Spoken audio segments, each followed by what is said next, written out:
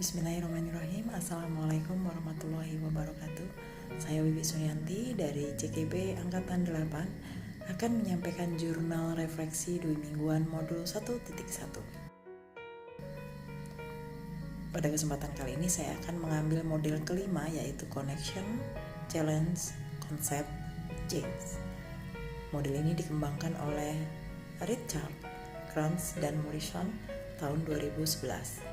Model ini cocok untuk digunakan dalam merefleksikan materi pembelajaran.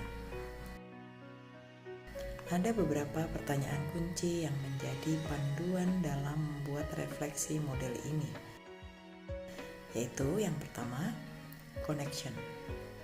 Pertanyaannya, apa keterkaitan materi yang didapat dengan peran Anda sebagai calon guru penggerak?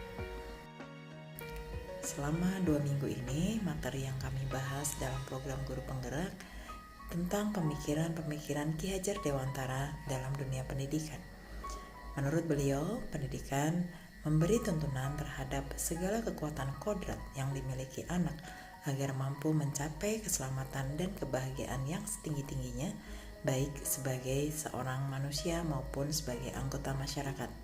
Kekuatan kodrat yang dimiliki sesuai dengan kodrat alam sosial budaya setempat, sedangkan kodrat zaman menekankan kemampuan anak dalam keterampilan abad ke-21. Selain itu, dalam pemikiran Ki Hajar Dewantara juga menekankan budi pekerti anak yang mana menciptakan keselarasan dalam cipta atau kognitif, karsa atau afektif, dan karya atau keterampilan. Peran saya sebagai calon guru penggerak mewujudkan pembelajaran yang bermakna, menuntun anak dalam menggali potensi baik bakat dan minat untuk mencapai tujuan pendidikan yang berguna bagi dirinya sebagai manusia dan juga sebagai masyarakat sosial. Kemudian yang kedua, challenge. Pertanyaannya, adakah ide, materi, atau pendapat dari narasumber yang berbeda dari praktik yang Anda jalankan selama ini? Kurikulum Merdeka saat ini selaras dengan sebuah pemikiran Ki Hajar Dewantara. Sebelum ini, kurikulum 2013 atau disebut juga dengan kurikulum kompetensi merupakan suatu konsep kurikulum yang menekankan pada pengembangan karakter dan kemampuan melakukan kompetensi tugas-tugas dengan standar performasi tertentu, sehingga hasilnya dapat dirasakan oleh siswa berupa penguasaan terhadap kesepakatan kompetensi berupa hasil belajar yang harus dicapai siswa. Sedangkan pada kurikulum Merdeka tidak dituntut dalam penguasaan dalam kompetensi, tetapi tujuan pembelajaran yang ditonjolkan pada murid yaitu pembelajaran yang sesuai dengan potensi murid agar mencapai keselamatan dan kebahagiaan yang setinggi-tingginya baik sebagai seorang manusia maupun sebagai anggota masyarakat. Yang ketiga, konsep. Pertanyaannya, ceritakan konsep-konsep utama yang Anda pelajari dan menurut Anda penting untuk terus dibawa selama menjadi guru penggerak atau bahkan setelah menjadi guru penggerak. Ki Hajar Dewantara mengangkat bahwa kita harus memanusiakan manusia. Dalam pembelajaran yang sebelumnya, yang mana saya lebih memaksakan materi harus diselesaikan, sehingga pembelajaran yang saya ajarkan kurang bermakna bagi sebagian siswa.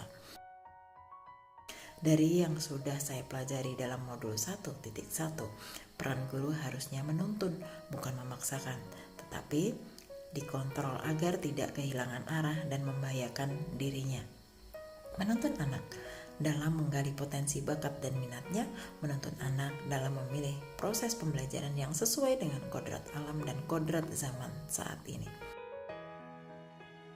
Kemudian yang selanjutnya, change. Pertanyaannya, apa perubahan dalam diri Anda yang ingin Anda lakukan setelah mendapatkan materi di modul 1.1? Setelah mempelajari modul ini, hal yang utama yang harus saya rubah yaitu pembelajaran yang disampaikan harus berpusat pada anak. Saya bukanlah sumber belajar utama yang mereka perlukan. Ada banyak sumber belajar lainnya. Guru menuntun siswa dalam memilih sumber belajar lainnya. Saya pun harus memberi ruang yang lebih banyak untuk mereka berdiskusi sehingga ada ketertarikan materi yang sudah dipelajari.